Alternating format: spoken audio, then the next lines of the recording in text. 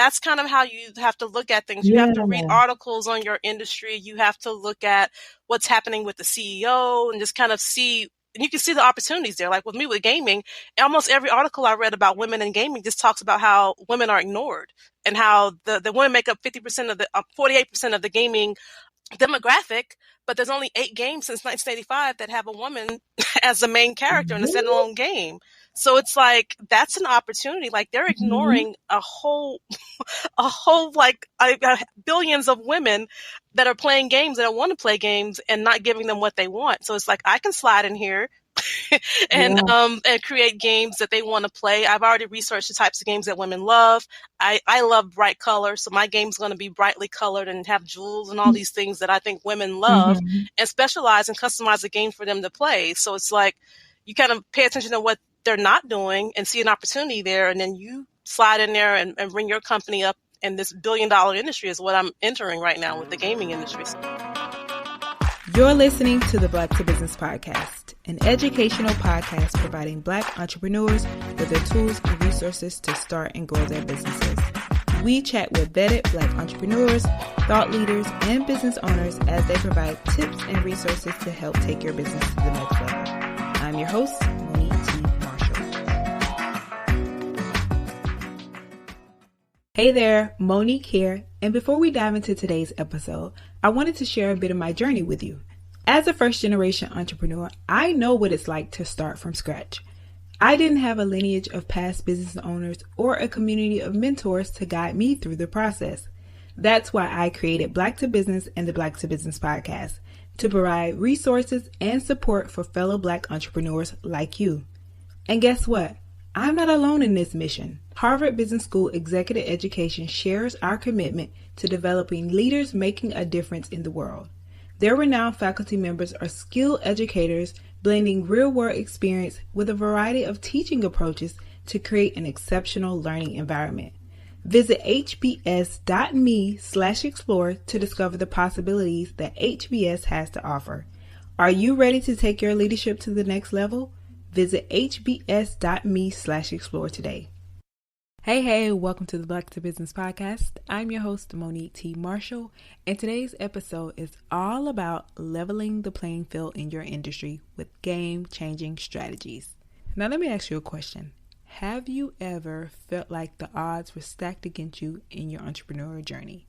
Like no matter how hard you worked, you were still facing barriers that seemed impossible to overcome? Well, you're not alone, because many Black entrepreneurs like yourself are constantly grappling with systemic challenges, biases, and a lack of representation in their industries. But fear not, because as always, we got you. Today, we're diving deep into the realm of game-changing strategies, those innovative approaches that can tilt the scales in your favor regardless of the obstacles you may face. Our guest today is an absolute powerhouse, a creative force breaking barriers in the gaming and comics industry. She's none other than Shequeta Smith, a trailblazing entrepreneur who's not just making waves, but creating ripples of change. From her roots as a college representative for Def Jam Roc-A-Fella Records to launching Shiro Comics and pioneering the all-female comic convention, ShiroCon, Shequeta brings a wealth of experience, wisdom, and a commitment to amplifying the voices of Black women in underserved communities. Today, we're not just talking about strategies for one industry here. We're talking about universal principles that can elevate your game regardless of whether you're in the tech, fashion, or any other field. We're talking about leveling your uniqueness, crafting a solid foundation, executing strategies like a pro, and adapting for the long game. So whether you're a startup dreamer, a seasoned business owner, or someone thinking about taking the leap into entrepreneurship, this episode is your playbook for success. So without further ado, let's welcome Shequeta Smith to the Black to Business Podcast. Shequeta, welcome to the Black to Business Podcast. It's such a treat to have you on the show, so welcome. Thank you for having me. Of course. So before we dive into the conversation we're having today, all about game-changing strategies, which you have been doing in your business and journey, I want to get my audience familiar with who they're speaking with. I know we're going to dive into all of that. a little bit later as well. But if you could just briefly share a little bit about who you are, what is it that you do in your business, and how you got here. Okay. My name is Shequeta Smith. I am originally from Salisbury, North Carolina, which is a small town in between Charlotte and Greensboro. I moved to Los Angeles about actually 20 years ago, probably Oh, today. wow. And I came out here to write screenplays, and it's been a long journey. It's a hard industry, but along the way, I was working in the business world and doing marketing and sales for different Fortune 500s while I was pursuing it. In 2019, I was selected by Ron Howard and Brian Grazier for their Imagine Impact Screenwriting Incubator. So that was kind of my big break. Since then, I've been in meetings with Hollywood and trying to sell projects, but I don't really depend on them. I started my own company in 2016, Shiro Comics, which focuses on building IPs that feature women and girls of color as the main protagonists. I walked into a comic book shop in 2009, I believe, looking for a Black woman on the cover of a book, and they couldn't produce one. So I was like, there's a market for this. And so I started doing comics in 2016. Well, actually, I started doing comics right after college, but I didn't start doing them, like really doing them, until 2016 when I released Raven Choi. Since then, the company has grown into having different divisions. I have films. We're working on games right now. We're turning some of our IPs into games. And so just a multimedia company. I feel like I'm a master storyteller is what I tell people, because that's just my gift. And that's what I'm out here spreading and trying to spread light and to be a beacon of light for a lot of young women out here who need it. I love that. And I love all of the things that you are doing.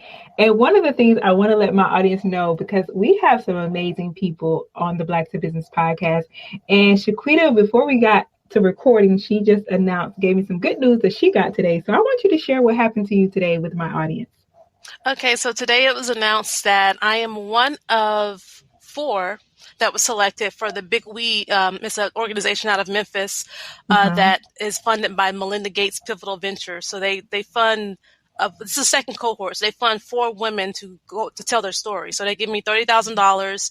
I'm working on a docuseries that I've been working on since 2018 about Black women in comics and how they intersect with film and games. And so we've been shooting this for a while. And so this is the final amount that I'm going to hopefully get to finish it. So we've been shooting for a while, and I have a few more interviews, but this money is going to help me edit it and get everything ready to hopefully end up on like a Netflix or HBO or somewhere. It's a really fun documentary. We've been traveling all over the world with it, so I'm excited. I'm excited. Congratulations. That's a big deal. I was like, hype. And that's a big deal. So congratulations. Like, how do you feel? I feel, what do I feel? I feel like I'm so happy I believed in myself. Whenever I first started to shoot this documentary and docuseries in 2018, I was trying to find someone to give me the money that I could use to go overseas. We went to Korea, we went to Indonesia, we came back to New York. So we were going all over the place with it. And so the person that I thought was going to invest in my documentary or invest in this project kind of pulled out like a week before. Wow.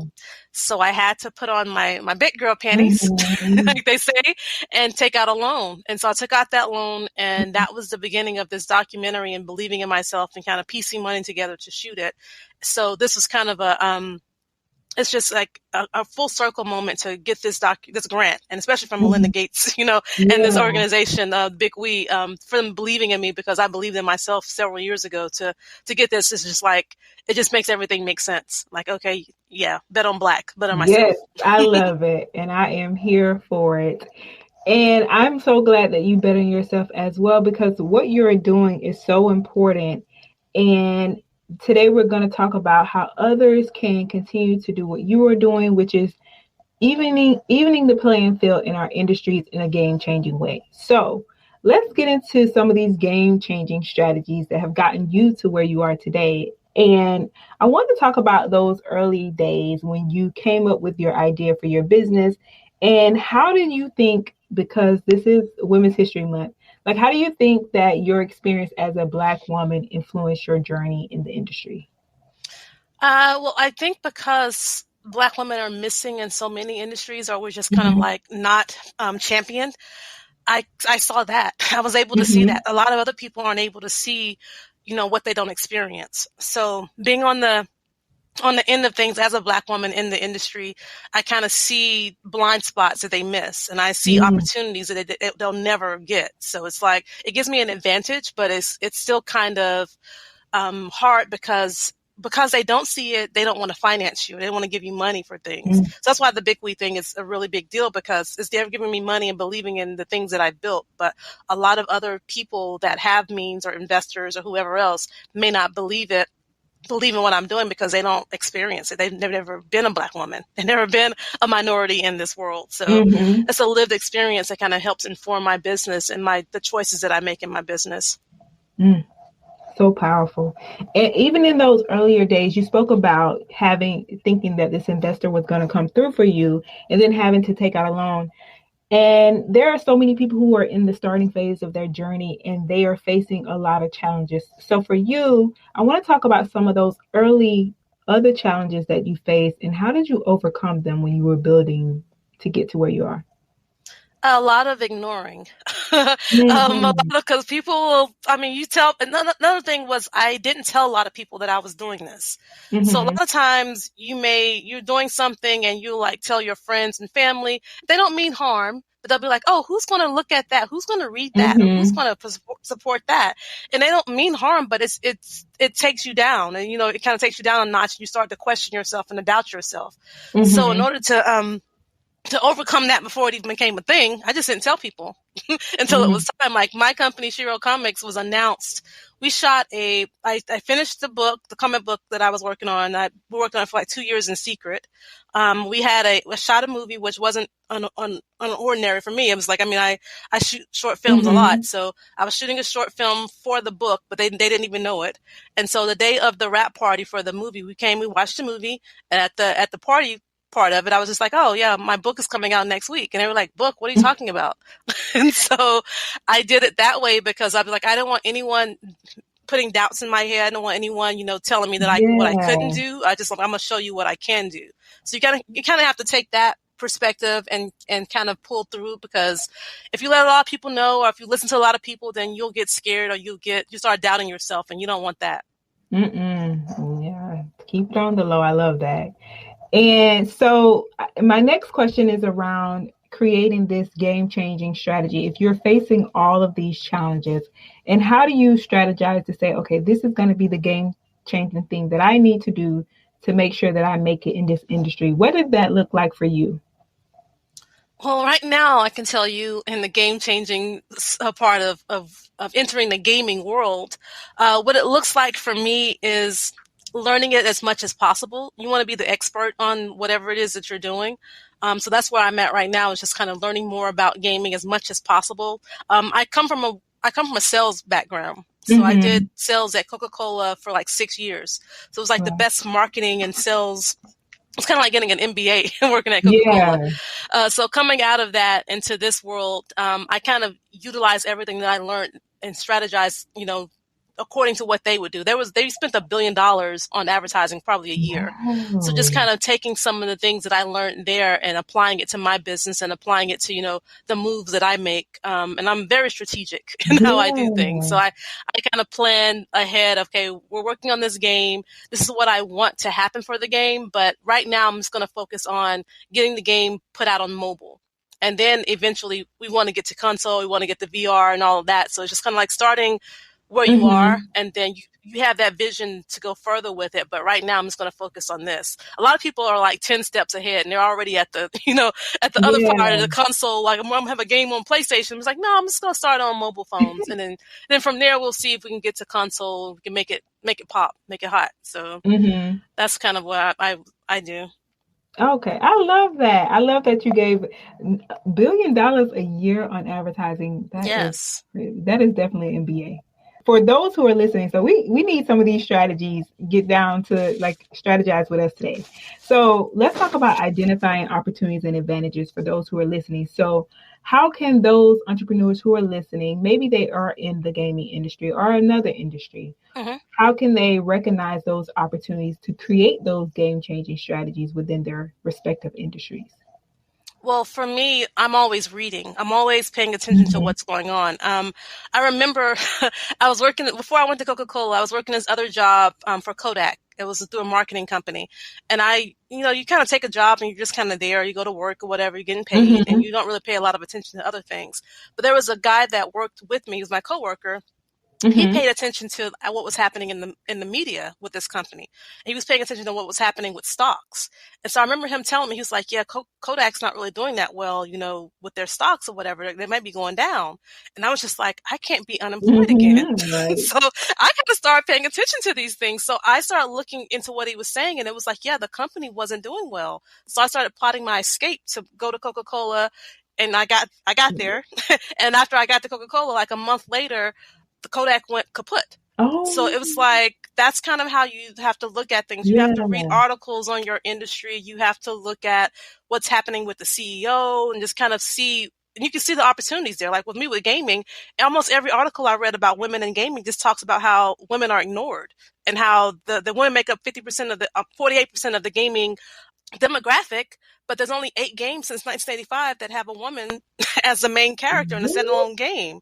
So it's like, that's an opportunity. Like they're Mm-hmm. ignoring a whole like billions of women that are playing games, that want to play games, and not giving them what they want. So it's like, I can slide in here Yeah. and create games that they want to play. I've already researched the types of games that women love. I love bright color, so my game's going to be brightly colored and have jewels and all these things that I think women love, Mm-hmm. and specialize and customize the game for them to play. So it's like, you kind of pay attention to what they're not doing and see an opportunity there, and then you slide in there and bring your company up. And this $1 billion industry is what I'm entering right now with the gaming industry. So it's nothing but opportunity, space and opportunity. Yes, certainly. And I love that you mentioned that you saw that opportunity because for a lot of people, even the fact that you're focusing on women and you being a Black woman and leveraging that unique background that you have. So I want to talk more about that and how entrepreneurs can use that to their advantage, their unique backgrounds and perspectives Mm-hmm. to grow in their industries. Yeah, I think that you should take everything you have. I was yesterday. I think I posted on my social media. When I was in college, I used to write for the campus newspaper, and Mm-hmm. my very first celebrity interview, I was a journalist, was Ludacris. This when his first album Oh, came out, wow. and I remember him telling me how before his record drop, he was working at Hot 97 in Atlanta, and so I was just like, that was like my one of my first industry lessons was, you can work towards your career while working a day job. So it's like, don't be broke, like the whole broke artist thing. Like, I don't do that. Yeah. So that's why I spent so many years in corporate America, where it's just like, you can actually work a day job while financing what you want to do with your career and financing Mm-hmm. like I was able to invest in myself for this documentary because I was working a day job at the time. So I wasn't like struggling for money at the time. I mean, it was a lot more than I had in my bank account, but so I take a loan out, but still it was like I was able to still move and to scale or whatever while I was working a full-time job. So I'm just like, I don't think a lot of entrepreneurs realize that you can still work your job and still plan out your company while you're doing that until you're able to go completely entrepreneur 100%, like where I'm at right now. I'm 100% entrepreneur. Mm-hmm. And so let's talk about understanding the customer. So now that you mentioned that you focused on Black women and those other women from other underserved communities, I want Mm-hmm. to talk about how you were able to understand your target audience and how others can do the same thing. So how did you Yeah. identify those opportunities for those game-changing strategies? Well, for me, like, the reason She Wrote Comics came about was because I went to see Iron Man, and I'd Mm-hmm. always been interested in comics and films. Like I said, I moved here to write movies, but I thought I had to give up comics in order to do films. Mm-hmm. But when I saw Iron Man, I was like, oh, you can do both. So that kind of set me off to where, like, okay, let me see what the industry looks like. So I went to discover, there's no comic books that should have Black women on the cover of them. So there's a whole market out there of women who aren't being served, who aren't being seen, who they don't even think about. So it's Mm-hmm. like, if you can find your audience, and especially an audience that's like underrepresented and that needs something. And that's what Yeah. whole the industry is. You're serving a need or whatever. You're trying to correct a problem, find a solution to a problem. And this is a problem. Whereas, like, I think my book, Raven Choi, was probably one of the first standalone Black female characters on the comic book. This is before Marvel. Like Marvel didn't, I think maybe 6 months before me, Moon Girl and Devil Dinosaur came out or whatever. But then that was like a kid's book. But my book was like, seriously, like one of the first Black female adult standalone graphic novel series that came out in 2016. So, and they just hired their first Black woman at Marvel maybe like a month or two after my book came out. So it was like, there was nothing for us. I'm like, I'm glad we had Black Panther and we had Shuri or whatever, but it's still, there was nothing. They didn't think about us. Shiro Comics, that's a perfect example. Like there's this guy, Marv Wolfman, who, he created Blade and he created the Teen Titans. And, I would see him at comic conventions. He's an older man. He's like from the Stan Lee era of comics. He's been there doing it for a long time. And every time I would see him, he'd just be like, Shiro Comics, that's such a great name. Why didn't I think of that? And I'm just like, yeah, y'all were in the 60s, but no one was thinking about women. Nobody. So when I went to get the URL, it was there on GoDaddy. When I went to trademark it, Shiro, I trademarked Shiro because no one had thought about us like that. So it's like, if you can find a market that's being underserved and that's something you want to do, then that's what you need to go for. Because that's where that's where you can build. Sound advice. So now that we know how to find those people, let's talk about building that strong foundation, because one of the things that I love that you mentioned is how you transitioned into full-time entrepreneurship. So let's talk about the foundational elements that are essential for entrepreneurs when they are implementing these strategies to go full throttle or just to start their businesses. Well, you definitely have to have a plan. My plan was, let me see if I can make the things that I'm creating, support me. So I'm like, I think Common has this line in one of his songs where I'm writing for my life because I'm scared of a day job. So that's kind of what it was. It's like, okay, let me create, let me do as much as I possibly can to get out of this corporate structure, because it was just like, it's very difficult to work a corporate job and be creative. So I was able to kind of do that. I jumped in 2018, and then within a couple of months after taking that loan out that I told you I took, I paid it off. And I was in that program with Ron Howard, and so that changed my life. So it was just like, you got to have a plan, and my plan was to get out of there and to be creative, and I worked towards it. I took a leap of faith by going on that tour that I did, taking out that loan, and then applying to this program that they were doing, and ended up getting into the program. So that helped me transition out of corporate America. So, I mean, whatever it is that you want to do, I mean, whether it's bringing on an investment group or finding an investor or angel investors or whatever, it's going to give you the runway to be able to build your stuff up. That's what you need to do. And that's where I'm at right now. It's where it's like, seeing if, like, there's some investors that have reached out to me or whatever. So I'm kind of like thinking about that. Okay, do I want to go that route? And then I kind of read about, the Uncle, was it Uncle Nearest, her story where she's like 900. Yeah. So I'm like reading about her and her story, and she's like, I mean, she has investors, but it's like she's going to buy out her own company. I think that's so powerful. So I'm just can I set my stuff up to do like she did? Like, can I do that? So she's providing a beacon of light to me on like, how do I want to do this? But yeah, you definitely have to have a plan on how you're going to exit if you're in a day job or whatever. But while you're in that day job, use that job and use everything that you're learning there to transition you into your entrepreneurship. I love it. And looking back, is there anything that you would have done differently? Anything I would have done differently? I don't think so. They were all lessons. Everything has been a lesson. Everything the thing, like right now I'm at the point where anything that I'm afraid of, it's like God put me in a position where I've already done those things, to where I can kind of look back like, you can't be scared of that, Shequeta, because you already did that. Right. So it's like, and when I was doing that, I couldn't get scared because it's stuff that would just happen. Like my comic convention, that just kind of came about really quickly. I didn't have a lot of time to plan it. I knew it was coming eventually, but God wanted it to happen when it happened. And so it happened that way.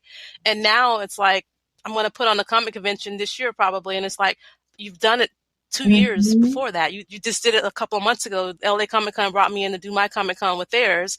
So it's like, I can't be fearful anymore because God has put me through all these tests to where I get to this point now where I can kind of think about things. Now you can't think too hard about it because you've already been through it. So yeah, you can't, everything that I've been through, I feel like it was supposed to happen to get me to where I'm at right now. I love that. And in this journey, when you did mention that you're very strategic as well, and I want to talk about some of the tools or resources that you can recommend to entrepreneurs who are still building in order for them to have that solid foundation. Entrepreneurs, I mean, I'm still building too, so I'm right there with them. You're next step. I am right there. I don't know if we ever stop building, especially as Yeah. Black women. Like, it's so many, like, I feel like I see some of my male counterparts, and they have, there's a lot of wealthy men that they can kind of go to, and they get taken more Mm-hmm. serious than we do. So it's always an uphill battle to kind of go in, and we're faced with racism and sexism at the same time. Mm-hmm. So that's what makes it very difficult. So it's like I feel like I'm always building because I'm always trying to prove something. Even though I have all the receipts in the world from everything that I've done. That's why I'm like, I don't regret anything because that gave me all the receipts that I have. Yeah. So when I send an email to somebody telling them I'm doing this, this, and this, there's a link that they can click on and go and read about it because I've done that. But still, I'll get questions like, did you really write this by yourself? Sometimes in Hollywood, I get that question. And I'm just like, what? Like, no, the aliens came down one night and they sat in my living room and they helped me tell this story about Black women, because I don't know anything about Black women before. But it's just like, so I feel like you kind of have to take on a mentality that no one can tell you anything. I mean, you have to listen to people, but then you don't, because it's like, this is your vision. You have to believe in your vision. The best advice I've ever gotten was everybody can't see your vision. And so that's really the main thing, is like, you have to believe in what you're seeing, what you dreamed of, what you think is going to happen for you. And you kind of move forward with that. You can listen to mentors, you can listen to people, but you still have to make the decision on what's in your gut, what you feel is right for you. So that's my main thing. When you're building, you kind of have to listen to yourself and really, like, I write things down. I have a vision board of things that I want to happen. It's always very powerful when I get to walk over to my vision board and check something off or take something off. So that's part of my strategy, is just like believing things, but really I'm seeing things and believing them at the same time. And that's really what I think every entrepreneur has to do. That's part of the strategy, is really having a winner's mentality. And no one can bring that down from you, even though you have bad days. But you still got to rise up like the phoenix and keep going out there and going at it. I love that. I love that mentality and that mindset. And when you said that, all of the things being a woman, it makes me think about, we recently had a guest, Michelle Smith, and she spoke about being a double outsider and a woman, a Black woman. And I'm like, all the things. So it's so true. And so speaking of, one of the things you mentioned is like storytelling has always been in you and something you've loved to do. So in doing this, most people are trying to get their story together, or they're trying to figure out how they're going to position themselves. So what can you say about the role that storytelling has played for you to create this foundation that you have, and some of the tips that you can give to others? Well, this is the one thing that I took from Coca-Cola. Like I said, they were just master marketing. Even when you, like, I did sales for them, outdoor sales, corporate sales in Beverly Hills. I was their rep in Beverly Hills. And so whenever the customer would call in the 800 number to either place an order or just like trying to get service or whatever, on the call, there wasn't elevator music playing.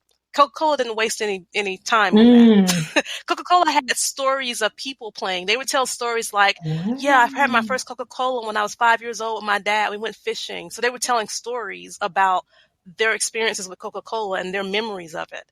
It was powerful because the people on the phone, you're on the phone holding to place an order, and you're hearing these stories, and you're going to sell that in your store. So it's like, even if you didn't call the order Coca-Cola, by the time you got off that call, you're probably like, let me get a case of that Mexican Coke from you or whatever. So it's like, storytelling, I think, is the secret weapon that entrepreneurs have.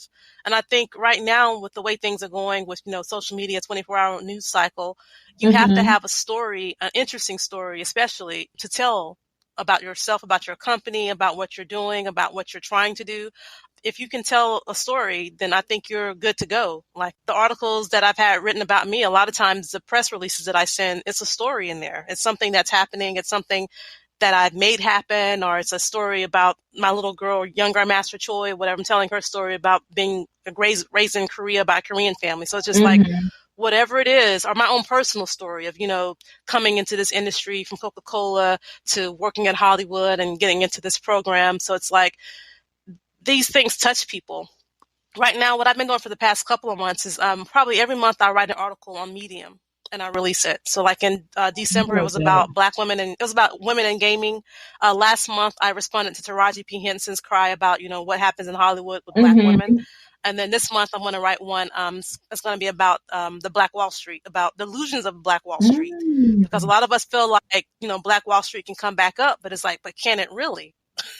Are we together enough for us to create a new Black Wall Street? So I'm going to hopefully release that next week before, Black History Month is over. It's been my goal.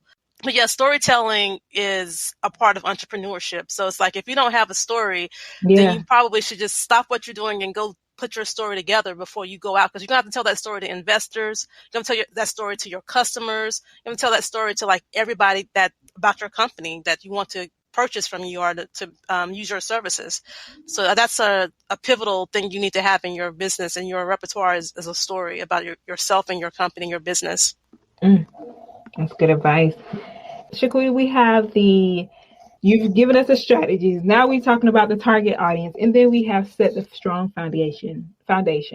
So I also want to talk about this execution of these strategies, because a lot of times we get stuck in, planning and not acting.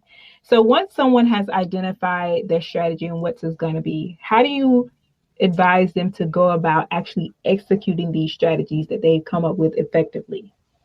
You just have to jump in. You just have to do it.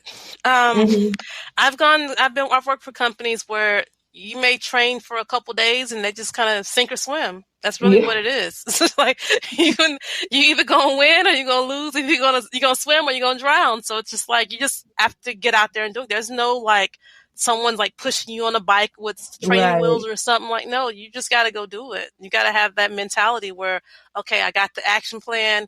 Let me make this happen. You got to have that hustler's mentality where I'm just like, I'm going to get this done.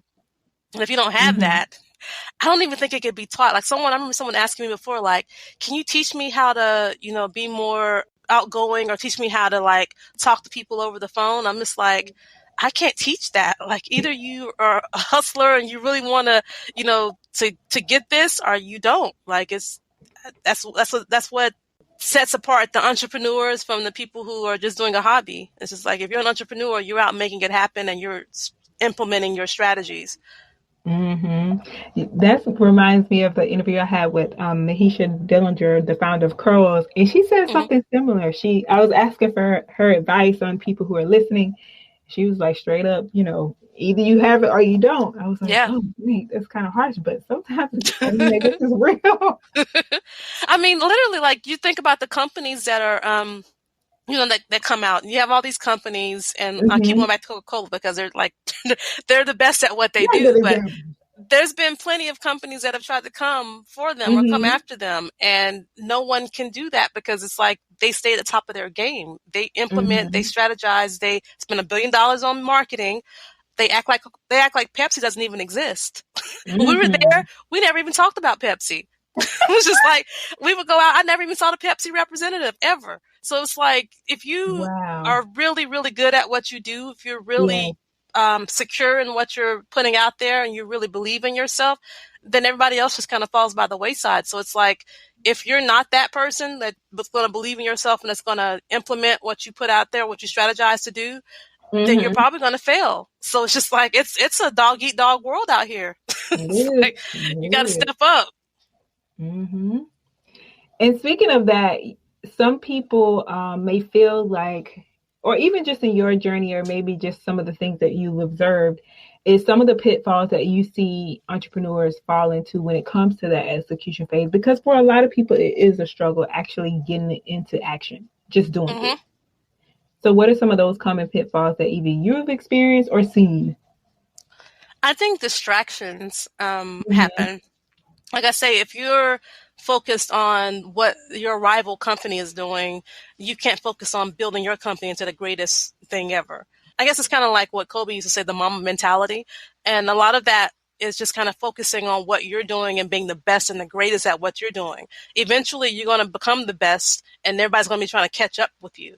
But if you're so focused on looking at your opponent and watching their game, then how are you going to improve yours? So it's like, I think that's a big thing where a lot of companies or a lot of entrepreneurs may be looking at, oh, that company, they got this amount of money or they got this or whatever. What's wrong with me? And I mean, I fall into that sometimes too. I kind of look like, okay, why is he getting money? But look at what I'm doing over here. Yeah. But everybody, there's a time for, and it may not be your path. Like your path that person may have a flash in the pan and be gone the next week or whatever. And you come up and you never going to stop shining. So it's just like, you kind of have to put those blinders on like they put on horses and just keep following your path. And so I think that's what a lot of entrepreneurs kind of fall into, looking at their opponents or looking at their competition and getting like stuck and like looking at what's happening for them and not focusing on making their product better and making their company stand out more. I'm so glad you shared that, because I know a lot of people are like, I hear it all the time too. People are saying, I don't pay attention to anyone else, but secretly they do. So just knowing social media. Yeah, exactly. You can help it. And knowing the importance of staying on your own path is so key. And so speaking of, like you mentioned, the horse and all of the things that either you just have it. So we're talking to the people listening got it. They got it. So how do you maintain that momentum during the execution, during the doing? I just put my head down and just go. Like I told you, like this past month, I've been like crazy busy with deadlines and things. It's just like I had to get stuff done. What I like to do is what I call run ahead. So like next week, there's a writing deadline for something that I'm applying to. And I finished the script this past weekend because it's like, okay, there's still more of the application process that I need to do, but I need to have the creative side of things done while I had some time to be creative. So it's like and that's for me, I'm like, oh, Shequeta, you got points for that because you care about yourself. So instead of being stressed out next week, it's just like, let me go ahead and be stressed out this week. And so next week I can just relax and I'll submit my stuff early and get it all in there. So it's like thinking ahead, running ahead, looking out for yourself. Sometimes I'll do things where it's just like, I've already done that task, and then I'll be able to like give myself props. Like, oh wow, you're really looking out for you. It's the self-care for me. It's like to kind of think ahead of things. So I think that's a part of it. Is to kind of be 2 steps ahead of everything and see. You have to have that vision to see ahead of, like in corporate America, you used to do what's called forecasting. Yeah. So you kind of have to look ahead and kind of see, okay, what's coming or what you think is going to come. It's kind of like being a psychic in a way. But I do that in my own business now. I kind of like look and forecast, okay, what do I think is coming down the line? Or what are the pitfalls that could possibly happen? So if I'm ready for them, then it doesn't really feel like a pitfall because I already had a contingency plan for this war to happen. So thinking like that, thinking ahead. I love that. And somebody is listening, even me, it's like, when you're busy, how do you run ahead? Like, what does your schedule look like? What do your boundaries look like? What does your plan look like? Talk about that. I'm working on that, girl. It's a struggle. I go so hard. I mean, I'll be in here like 12 hours, 13 hours. And this is a thing that came from that Ron Howard program.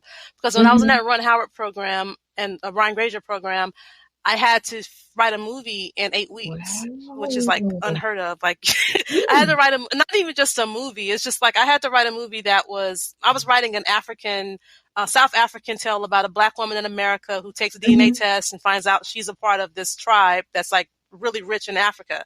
So it's kind of like a coming to America type of script. It's like Princess Diaries. So it was a big script. I'd never been to Africa. So I had to do all this research. I had to be like it was like walking a tightrope. I had to get everything done in 8 weeks. Then I had to pitch it in front of Hollywood. So it was like, they were like, oh, well, when do you take breaks? So how many hours do you write? All the hours. You know. There ain't no breaks here. It was all the hours. By the time I got up in the morning until like midnight or 11 o'clock at night, I was writing. So it was like, and I got it done, and it was successful. It's got me meetings with every company pretty much in Hollywood. So because of that, that's kind of become my thing in a lot of ways. When I'm working on something, which isn't always, I do take breaks, but when I'm working on a script or something, I'll jump in and dive in, and I'll stay there and just be writing all day. And it's just like, Mm-hmm. okay, Shequeta, you can take some time off. Like last week I went to the zoo and kind of like chilled a little bit, but it's Aww. just like, yeah, it's like I get into that. So I'm still trying to find balance myself to kind of get back to where it's like, I have an evening where I can kind of just unwind without just Mm-hmm. like working through it. But it's hard because when you're an entrepreneur and you have to make money or you don't eat. Yeah, you So eat what you it's hard kill. to like think about, oh, I'm just going to relax tonight. Like, no, ain't no relaxing.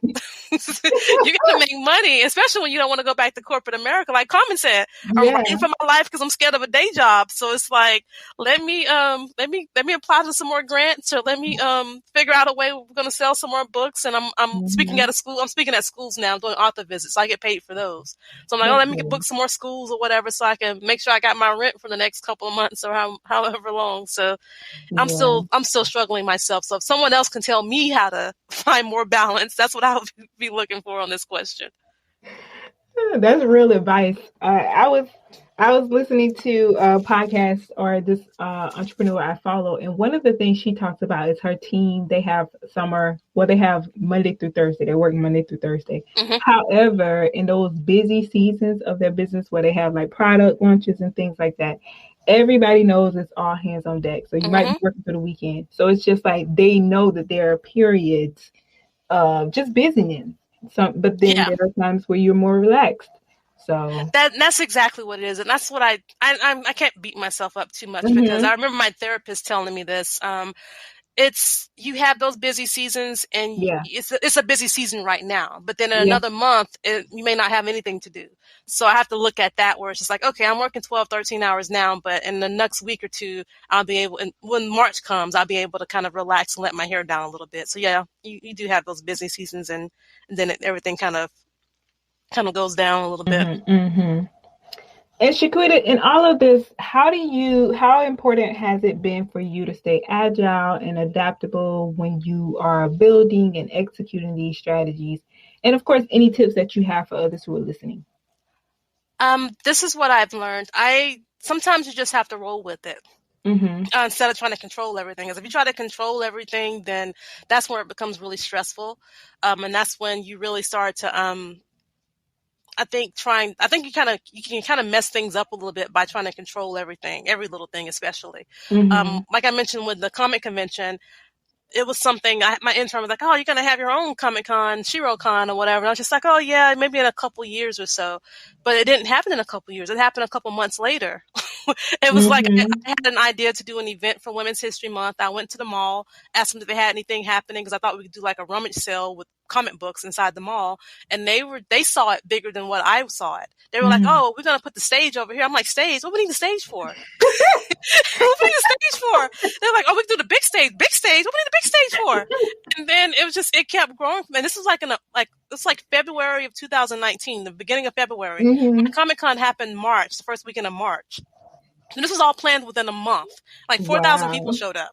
So it was like What? I didn't plan to have ShiroCon for several years Yeah. after that, but God planned for Shaquita to have ShiroCon there. If I had tried to control it, or if I had tried to I don't think it's the right time or whatever, it Mm-hmm. wouldn't have happened. But for me, it was just like, okay, I think God is doing this for a reason. Let me go with it. Because if the mall believes in me so much, when they want to bring out the big stage, Your then big maybe I should stage. start believing in me. They see something in me. They see something in my Yeah. company that this should happen here. And it was amazing. Like, I mean, there That were I sounds had like women it. that came in from Black Panther, or that one of my friends was she was a stunt woman on there, and there were women that came that were composers, and they were so inspirational to these young women that were there. And Mm-hmm. there was just families that were there. We had all these women who had done comic books that had like a whole Shiro alley of like artist alley inside the mall. Mm-hmm. Amazing event. I mean, people were just like, when's the next one?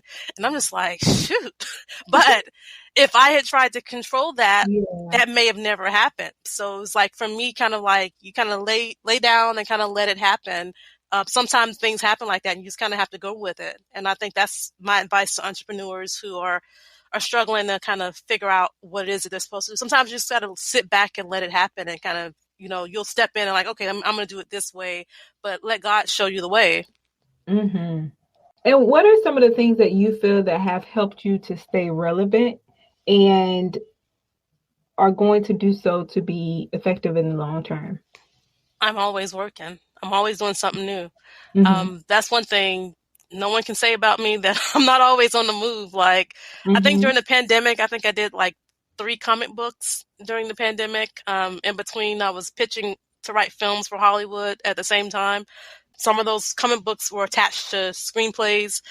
So I'm always evolving. I'm always innovating. I'm always looking for where my company's going next.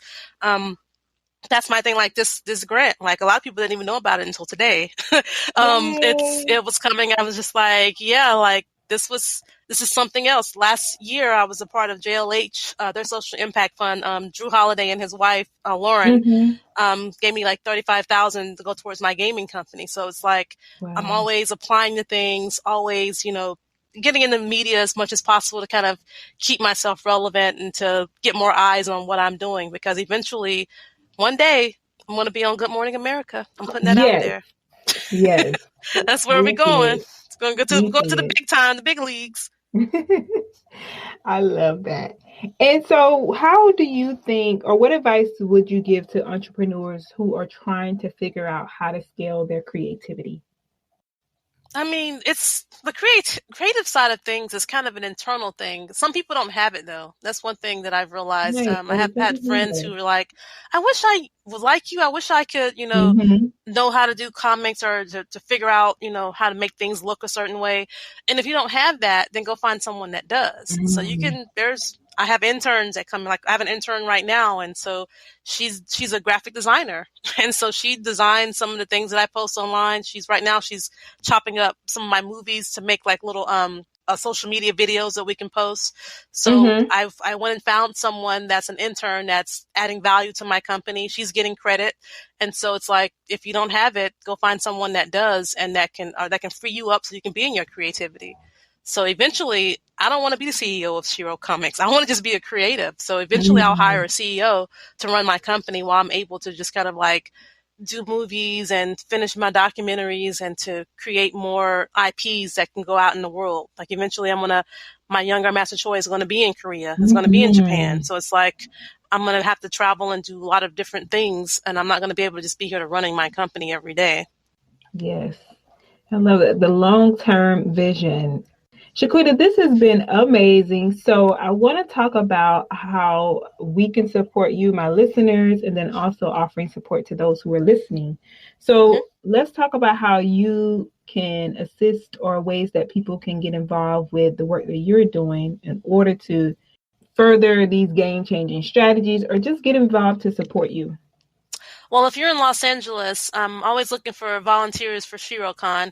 Looking Mm-hmm. right now, we're looking for sponsors to kind of help us make it happen. Like I say, without money, a lot of things don't Mm-hmm. get to happen. So, Yeah. looking for sponsors. We're going to make ShiroCon a back to school event this year. It's going to be probably hosted in downtown LA.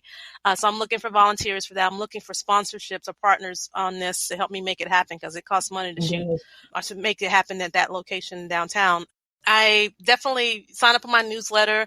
I'm always sending out information on things, and I'm hopefully going to be doing a couple more short films this year, so I'll be looking for help with that. So yeah, definitely get on my newsletter, and then follow me on social media. I'm pretty open. I'm pretty easy to find. I don't think I'm very difficult to find. I mean, all the scammers and stuff find me online and send me emails, so I'm pretty easy for you to find on there if you have any questions. I've been doing webinars through this nonprofit here in Los Angeles, the New Women's Business Center. So I did 2 webinars last month on creating indie films, and one that was on pitching to Hollywood. And then I think next month I'm going to do one on creating comics. And these are free webinars. So like I say, definitely get on my newsletter so you can find out about those. So I'm trying to give back as much as possible. If you have a Mm-hmm. kid that's at a school, you want me to come and speak and do an author visit, hit me up or whatever. I've been doing that. So that's been really, fun to kind of get in there and talk to kids Yeah. about comics and do comic book workshops. So that's how. Love it. And so where can they find you, follow you, and support you? On social media, I'm Shiro Comics. So Shiro is hero with an S on the front. So Shiro Comics on Instagram, TikTok, Twitter, I guess, or X or whatever, Malcolm X, and then Facebook. As far as my website, if you go to my website, Shequeta.com, is my name, SHEQUETA.com. It tells you about myself, and it gives you access to all four divisions of my company. You can click on and go see all the things that I built. So that's the best way. Awesome. And Shequeta, before we head out, I want to ask you, what is in your journey, looking back, the best risk that you've taken? The best risk? Yes.